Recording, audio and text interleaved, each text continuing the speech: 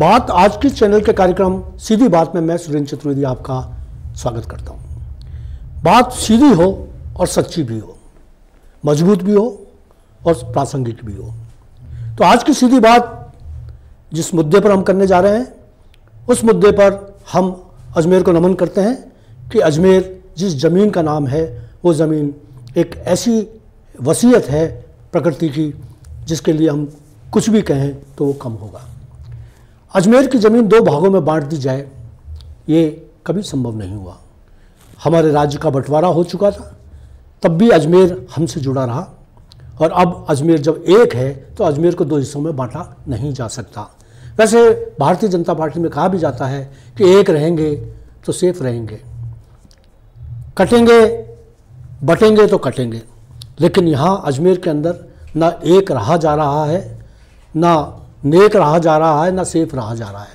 तो अजमेर राजनीति की दृष्टि से अजमेर उत्तर और दक्षिण परिसीमन के लिहाज से किया गया था कि लोगों को मतदान करने में सहूलियत रहे, लेकिन आज स्थिति यह है कि पूरा शहर इस बात से तंग आ चुका है कि अजमेर दक्षिण और अजमेर उत्तर को लेकर राजनीति जिस तरीके से निचले स्तर पर आ चुकी है वो स्तर बहुत देखने लायक है। इस विषय पर बात करने के लिए हमारे वरिष्ठ पत्रकार ओम माथुर आपके साथ इस कार्यालय में मौजूद हैं। मैं आपका स्वागत करता हूं। ओम माथुर किसी परिचय के मोहताज नहीं है। वो जिस तरीके से बेबाकी से बिना किसी दबाव में आके, बिना किसी प्रभाव में आए, अपनी बेबाक बयानी से अपनी बात को कहते हैं, वो पूरा अजमेर जानता है। नवज्योति में जब रहे उन्होंने जिस तरीके की पत्रकारिता की, और उसके आगे जब आकाशवाणी में भी रहे और दूसरे चैनलों पर भी जब जुड़े, तो उन्होंने अपनी पत्रकारिता का लोहा लोगों से मनवाया। और आज आप आए हैं, एक बार फिर आपका स्वागत। अजमेर उत्तर और दक्षिण के बारे में आप क्या सोचते हैं कि सियासती तौर पर ये जो बंटवारा हुआ है वो कितना कारगर है और ये इसका क्या प्रभाव पड़ रहा है? इसे विडम्बना ही कहा जाएगा कि पिछले 21 साल से हम अजमेर उत्तर अजमेर दक्षिण बोल रहे हैं, अजमेर नहीं बोल रहे हैं जी। जबकि अजमेर की पहचान अजमेर से उत्तर दक्षिण से नहीं है। उत्तर और दक्षिण राजनीतिक रूप से विभाजन किया गया था, क्योंकि जब परिसीमन हुआ था तो एक विधानसभा सीट में शायद 5 या 4 लाख मतदाता रखने, तो इसलिए परिसीमन किया गया था। लेकिन विडम्बना है कि हमने शहर का नाम भुला दिया, राजनीतिक रूप से अजमेर उत्तर और दक्षिण कर दिया है जी। और आप देखिए हमारे दोनों विधायक हैं, अजमेर उत्तर से जो विधानसभा अध्यक्ष देवनानी जी हैं और दक्षिण से अनीता बघेल हैं, वो सन 2004 से विधायक हैं। मतलब उस साल जो पैदा हुए थे बच्चे, उन्होंने पिछले साल मतदान कर दिया, लेकिन हम आज भी अजमेर उत्तर दक्षिण की बात कर रहे हैं और इसका निश्चित रूप से विकास पर असर पड़ता है। लेकिन ये जो राजनीतिक मत भिन्नता दोनों विधायकों में है, इससे ना जाने क्यों नहीं दूर कर पा रहे हैं और क्यों या दूर करना नहीं चाहते हैं, ये भी अपना बहुत बड़ा सवाल है। नहीं, लेकिन ओम जी, सबसे बड़ी बात है कि ये सहूलियत की दृष्टि से एक अजमेर के दो प्रतिनिधि विधानसभा में पहुंचे हुए हैं, दोनों अपना प्रतिनिधित्व करते हैं। कहीं ऐसा तो नहीं है कि किसी प्रकार की कोई राजनीतिक कुंठा की वजह से ये दूरियां बनी हो? अब सुनिए, राजनीतिक कुंठा क्या माना जाए? दोनों मंत्री रह लिए, दोनों 4-5 बार विधायक बने, और दोनों राजनीति में आने से पहले जो भाजपा के संघ के अनुशासित संगठन थे, अखिल भारतीय विद्यार्थी परिषद और सरस्वती भारती जो है, उससे जुड़े हुए हैं। तो सालों से राजनीतिक अनुभव है और दोनों जमीन से जुड़े हुए हैं। एक तो होता है आदमी ऊपर से कूद के राजनीति में सीधा आता है और पद पा लेता है। दोनों ने जमीनी स्तर पर मेहनत करी, देवनानी जी ने एबीपी के साथ मेहनत करी, अनीता जी ने शिक्षा के क्षेत्र में मेहनत करी। उसके बाद दोनों की योग्यता के आधार पर जी भाजपा ने इनको आगे बढ़ाया। अब इसमें कुंठा, अनीता जी मंत्री रह लिए, देवनानी जी मंत्री रह लिए, दोनों विधायक हैं। मुझे लगता नहीं कुंठा है। अगर ऐसा कोई समझता है, अगर ऐसा कोई मानता है जनप्रतिनिधि, तो ये तो बहुत गलत बात है, क्योंकि राजनीति में आपका महत्व या आपका जो पद या जो सत्ता से जोड़ा जाता है वो आप तय नहीं करते हैं, वो आपका आलाकमान तय करता है, वो आपके बड़े नेता तय करते हैं। नहीं, देखिए ओम जी, एक चीज़ बता दूं मैं आपको कि जो दो चीज़ें होती हैं, एक तो योग्यता होती है और एक अतिरिक्त योग्यता होती है। अतिरिक्त योग्यता अगर इसमें अनीता बघेल में कही जाए तो यह है कि कांग्रेस के कार्यकाल के अंदर उनको सर्वश्रेष्ठ विधायक घोषित किया गया। तो उनके कार्यकाल में अगर वो सर्वश्रेष्ठ विधायक है तो निश्चित रूप से उनको ये लगता होगा कि सर्वश्रेष्ठ विधायक तो विधायक ही रह गई, और जो बाकी लोग हैं वो मंत्री भी बन गए, विधानसभा अध्यक्ष भी बन गए हैं। तो हो सकता है उनके दिमाग में ये चीज़ हो कि भाई मैं इतनी योग्य थी, मतलब मेरे में क्या कमी थी? नहीं, मेरी योग्यता को मैं योग्य कहने वाला कौन होता हूँ जी? मेरी योग्यता तो आप योग्य कहेंगे कि आप योग्य हैं। योग्यता आकलन तो दूसरे लोग करते हैं, मैं अपनी योग्यता आकलन कैसे कर सकता हूँ? मैं तो अपने को बहुत बुद्धिमान समझता हूँ, लेकिन सामने वाले समझना चाहिए। अगर राजनीति में देवनानी जो विधानसभा अध्यक्ष बनाया गया है अनीता जी को किसी भी कारण से मंत्री पद नहीं मिला है, तो इसमें कोई बुरी मानने वाली बात नहीं। और राजनेताओं को पता है सुरेंद्र जी, आज से फर्श पे जाता है आदमी। बिल्कुल। जो देवेंद्र फडणवीस मुख्यमंत्री रहे 5 साल महाराष्ट्र के, वो डिप्टी सीएम बने, और अब वो शिंदे जो मुख्यमंत्री रहे 2.5 साल, वो डिप्टी सीएम बन रहे हैं। अब इसमें मतभेद या इसमें ये सोचना कि मैं योग्य हूँ वो अयोग्य है, ये सोचना मेरे हिसाब से तो गलत। हाँ बिल्कुल, मैं भी देखिए, मैं मानता हूँ कि मैं आपकी सहमति मेरी बात में इसलिए करना चाहता हूँ क्योंकि आप वरिष्ठ हुए हैं और आपका एक इस अजमेर के प्रति विजन जो है बड़ा स्पष्ट है, साफ है। अनीता बघेल बहुत अच्छी विधायिका भी हैं, सब कुछ है, बोलती भी अच्छा है, सब कुछ सारी चीज़ें हैं, लेकिन ये तुलना किया जाना कि उनको क्यों बनाया पिछले कार्यकाल में, क्योंकि वो उनको बना दिया गया था, इसलिए इस बार ये सवाल उठ सकता है कि जब 2 विधायक पिछले कार्यकाल में मंत्री बन गए थे तो इस बार क्यों नहीं बने, ये सवाल उठ सकता है।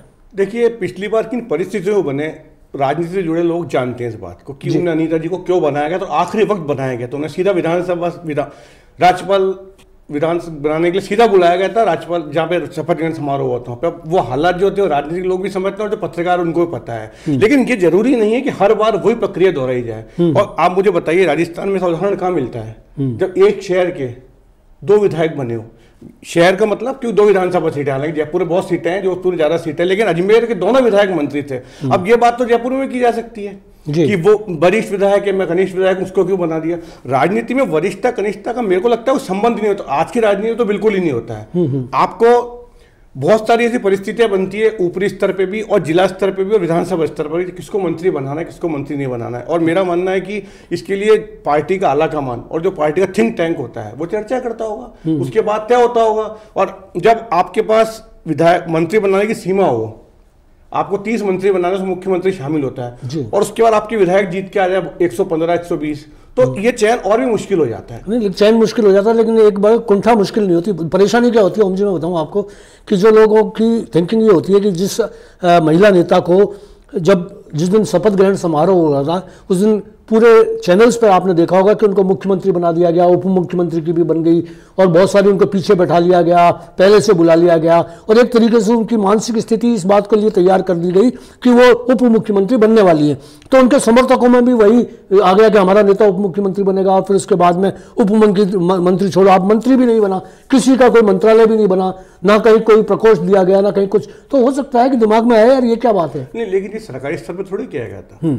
अनीता जी को भाजपा की ओर से या सरकार की ओर से कहा गया को मंत्री बनाया जा रहा है, ये सब मीडिया का था। और मीडिया ने तो उस समय कितने मुख्यमंत्री मंत्री बनाया था। आप देखिए, रोज नया नाम चलता था, भजन लाल जी का नाम चला मीडिया में एक बार भी, कभी नहीं चला सीएम बनेंगे, हमेशा नए नए नाम निकलते थे। तो अब ये अगर मैं तय कर लूं या आप तय कर लें, मीडिया तय करने वाला होता कौन है, हम कयास लगाते हैं। अब उन्होंने कयास लगाया, उनके संकेत मिले होंगे, अब उसके बाद अगर उनको नहीं बनाया गया तो मीडिया इसको आप दोष पालो, कुंठा पालो, दोष दो किसी को, ये उचित नहीं है, अनुचित है बिल्कुल मेरे। बिल्कुल ठीक है। अच्छा चलिए, अब ये मान लिए कि इनको ये चल रहा है, अजमेर उत्तर अजमेर दक्षिण का एक जो अदृश्य युद्ध चल रहा है, अघोषित युद्ध चल रहा है, लेकिन अब तो घोषित हो चुका है। अब तो पिछले दिनों में जिस तरीके से उन्होंने अनीता बघेल जी के ये बयान आए कि वहाँ पानी नहीं मिल रहा और हमारे यहाँ पानी मिल रहा है, अजमेर उत्तर में और अजमेर दक्षिण में क्या हुआ। फिर एक और विरोधी पक्ष खेमा है जो कह रहे हैं कि क्या हुआ तेरा वादा, और उस तरीके के वो आ रहे हैं सारे के सारे। तो इस तरह का माहौल बना दिया गया है जैसे अजमेर कई भागों में विभक्त है और अजमेर में किसी राजनेता को काम करने का, उसके अधिकारों का उपयोग करने का हक ही नहीं है। नहीं, इसमें अजमेर विभक्त नहीं है, इसमें भाजपा विभक्त है, भाजपा के जनप्रतिनिधि विभक्त हैं। आप जिनका नाम ले रहे हैं क्या हुआ तेरा वादा, वो खुद कभी देवनानी जी वो खास हुआ करते, खास हुआ करते थे। आपने जो वादे करे, जब देवनानी जो वादे करे उस टाइम आप उनके साथ थे। तब अब आपसे पूछा जाए कि आप, अब आपसे जनता आपसे पूछे कि आपने वो वादे तोड़ के आप अलग कैसे हो गए। तो ये तो उनसे सवाल है। दूसरी बात, आपका वादा तो देवनानी जी के साथ था ही, मतलब बिल्कुल 100% आपका वादा था कि मैं हर कीमत पर आपका साथ निभाऊंगा। तो आपने साथ छोड़ा तो देवनानी जी ये गाना गा सकते हैं कि क्या हुआ तेरा वादा। इसलिए मैं कह रहा हूं जनता विभक्त नहीं, जनता तो देखिए उत्तर दक्षिण में जो उम्मीदवार बनेगा, जिसकी जो राजनीतिक विचारधारा उसको वोट देगा। विभाजन हुआ है भाजपा की राजनीति का। अब उसमें आप देखिए, खैर ये आज से 20 साल से देख रहे हैं आप, घोषित तथ्य को आज से मान रहे हो, मैं 20-21 साल से देख रहा हूँ, खूब खबरें में हमने खूब लिखी है। मुझे लगता है देवनानी अनीता जी का मन से एक हो ही नहीं, और हो सकता है जब अनीता जी बनी, जब वो युवा थी, आज वो अधेड़ हो गई हैं। देवनानी इस टाइम अधेड़ थे, आज वृद्ध हो गए हैं। लेकिन दोनों की जो मानसिकता है वो आज तक नहीं बदली है। दोनों की मानसिकता में जो अपने आप को समझने अहंकार है, वो दोनों को हटाना होगा जनता के हित में। और मेरा मानना है अगर दोनों विधायक एक होते हैं तो अजमेर के विकास को गति मिल सकती है। और ये भी सवाल उठता रहा है कि उठाया जा रहा है, लोग उठाते हैं कि 20 साल से देवनानी जी विधायक रहे, अब अचानक क्या हो गया कि एकदम सक्रिय हो गए। ये सवाल उठते हैं, जायज भी उठने भी चाहिए। लेकिन मेरा मानना है जो काम 20 साल में नहीं हुआ, अगर 21 साल में हो तो उसमें बुराई क्या है? बुराई क्या है? सबसे बड़ी बात विकास तो हो रहा है ना। हाँ, विकास हो रहा है। और विकास की दृष्टिकोण अगर उनका विकास का है तो उसमें अनीता जी को सहयोग करना चाहिए। और मेरी जो बात हुई उनसे, एक बार यहाँ पर भी आए थे, तो देवनानी जी का स्पष्ट रूप से कहना है कि मैंने काफ़ी कोशिश की ये समझाने की कि यार अजमेर एक है, आप उसके एक हिस्से के वो प्रतिनिधि हैं, मैं दूसरे हिस्से का प्रतिनिधि हूँ, हम प्रतिनिधि ही, हम कोई बहुत बड़ी तोप नहीं है, जनता ने हमें चुना है। और इसके बीच में इन लोगों के बीच में जो पुल बनाने का काम आरएसएस ने किया, उनको बैठाया गया, उनको बात करने की बात कही गई, तो हुआ ये कि वो जब देवनानी जी वहाँ गए तो वो खड़ी नहीं हुई, उठकर खड़ी नहीं हुई, जबकि विधानसभा अध्यक्ष बन गए थे, उसके बाद की स्थिति है, वो खड़ी नहीं हुई। तो फिर बाद में बताया गया कि उन्होंने कहा कि मैं सीनियर ज़्यादा हूँ। अब सीनियर जूनियर का सियासत में क्या चलता है, हो सकता है कि कल को छोटे जो जैसे आप अपना देख लीजिएगा कि कोई छोटा राजनेता है, विधायक है, वो बन गया भजनलाल की जगह, भजनलाल जी जैसे बन गए और वो नहीं बनी बाकी अपनी, तो ऐसी स्थिति के अंदर वो कहेंगे जूनियर को बना दिया, मेरे को नहीं बनाया।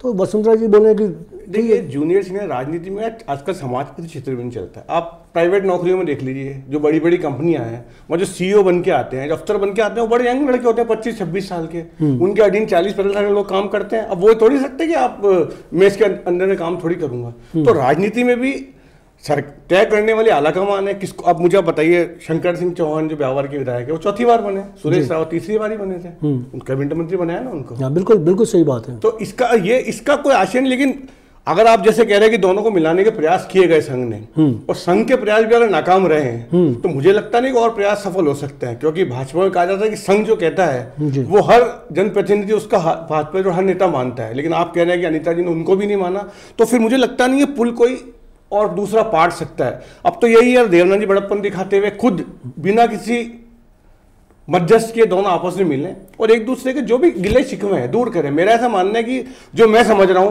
अब आप 5वीं बार विधायक बन गए हैं, मुझे लग रहा है अगली बार जो चुनाव होंगे उसमें बहुत कुछ बदलाव हमें अजमेर में देखने को मिलेगा। बिल्कुल मिलेगा। तो अजमेर जिले में जनप्रतिनिधि जो भाजपा के हैं, कोई चौथी बार है, कोई तीसरी बार है, कोई 5वीं बार है, तब मुझे लग रहा है भाजपा को फैसला करना पड़ेगा अपनी नई पीढ़ी को आगे बढ़ाने का। हो सकता है आपका दोनों का आखिरी कार्यकाल हो विधायक के रूप में, तो अब आप आखिरी कार्यकाल को एक करके अजमेर के लिए ऐसा कुछ कर दिया कि आपको लोग याद करें और ये 20 साल के जो मनभेद हैं आपके, ये दूर हो जाए और आपको इन 20 साल के लिए याद नहीं किया जाए, आने वाले 4 साल के लिए याद किया जाए कि हमारे अजमेर में अनीता बघेल और देवनानी जी दो ऐसे विधायक थे जिन्होंने अजमेर की काया पलट की। और काया पलट करने के जो काम अभी शुरू हुए हैं, हालांकि शुरू नहीं हुए लेकिन धरती पर आने बाकी हैं, वो वाकई अजमेर के विकास के लिए बहुत महत्वपूर्ण होंगे। अगर जो भी कुछ कहा जा रहा है, जिसके लिए कहा जा रहा है कि क्या हुआ तेरा वादा, ये वो 4 साल है, अभी तो वादों की बहुत लंबी वो है। और हो सकता है कि अगले चुनावों के अंदर ओम जी परिसीमन में 3 विधायक हो जाएं, फिर हो जाएगा अजमेर दक्षिण उत्तर, और फिर पूरा और दूसरे विधायक हो जाए। मतलब इस तरीके से अजमेर की सीमाओं को नहीं बांट रहे आप, अजमेर के विकास को बांट रहे हैं, अजमेर की उम्मीदों को बांट रहे हैं, अजमेर के सपनों को बांट रहे हैं, अजमेर के विकास को बांट रहे हैं। तो कब तक ये बांटे जाते रहेंगे और कब तक हम मतदाता और कार्यकर्ता, हम मतदाता तो ठीक है, कार्यकर्ता कब तक उपयोग में आते रहेंगे कि उसके लेबल लगा हुआ है, ये अनीता बघेल का है, ये उनका है, ये और कौन कहाँ से किससे मिल रहा है। अभी मैं पिछले दिनों देवनानी जी के यहाँ गया, वहाँ अनीता बघेल का एक खास वहाँ भी बैठता है, वो अपने काम के लिए आया हुआ था, तो देवनानी जी ने फटाफट उसका काम सबसे पहले करवाया।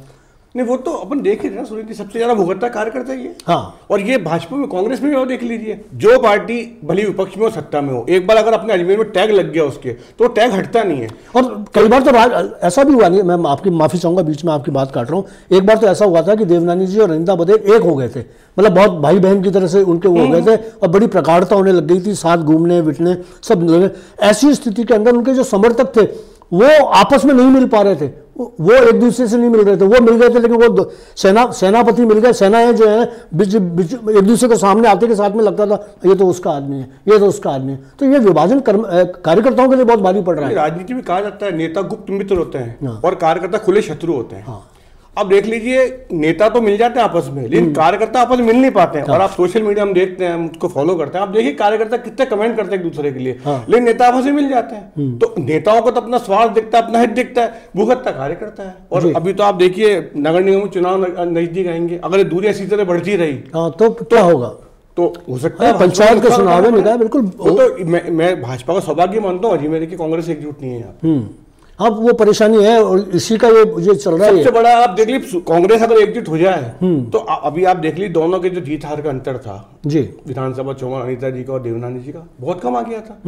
4.5-5 अंतर कोई नहीं होता है, मतलब आप उसके आधे वोट कर दिए 2,500 का अंतर आ जाता है। 2,500 वोट बहुत नहीं होते, लेकिन क्योंकि कांग्रेस एकजुट नहीं हो पाती है और भाजपा उसका पूरा लाभ उठा रही है, इसलिए भाजपा जिला परिषद में काबिज है, भाजपा नगर निगम में काबिज है, भाजपा के विधायक हैं, भाजपा के सांसद हैं। तो कांग्रेस की कमजोरी का भाजपा बहुत फायदा मिला, जबकि भाजपा का संगठन भी बटा हुआ है। बिल्कुल। और एक बात और सुनील जी, संगठन को भी थोड़ा ध्यान देना चाहिए। संगठन जो भी पदाधिकारी है वो आपस में नहीं बटे। आप देखिए अजमेर उत्तर में जो ब्लॉक अध्यक्ष बनेंगे वो अनिता जी के बनेंगे, दक्षिण में देवनानी जी के बनेंगे, ये कांग्रेस में स्थिति है। तो ये पार्टी संगठन को भी सोचना चाहिए कि जो हम जिस तरह नियुक्तियां दे रहे हैं इनके कहने से या इनके कहने से सिफारिश जो मानी जाती है कि आप अगर देवनानी दक्षिण में कर दी तो वो नहीं मानी जाएगी, अनिता जी ने उत्तर में कर दी तो, ये सब चीजें मिलकर ही मतभेद और मतभेद को बढ़ाती है। तो दोस्तों आपने देखा कि मतभेद और मनभेद किस तरीके से शहर के विकास को लंबित कर रहे हैं, प्रभावित कर रहे हैं, प्रताड़ित कर रहे हैं। और यह स्थिति अगर बहुत लंबी चली तो निकाय के चुनावों में, नगर निगम के चुनावों में हमें हार का सामना भी करना पड़ सकता है पार्टी को। हमसे मतलब पार्टी को चाहिए कि पार्टी के वरिष्ठ नेता इस गैप को मिटाने के लिए कोई कोशिश करें। अगर वो नहीं कर सकते तो दोनों नेताओं को चाहिए कि वो अजमेर के विकास के नाम पर एक हों, एकजुट हों और अजमेर और उत्तर दक्षिण की जो खाई है वो किसी तरीके से पटे। मेरा आप लोगों से आग्रह है कि आप भी अपने अपने नेताओं को ये कहें कि वो इस दूरी को कम करें। धन्यवाद। आज इतना ही।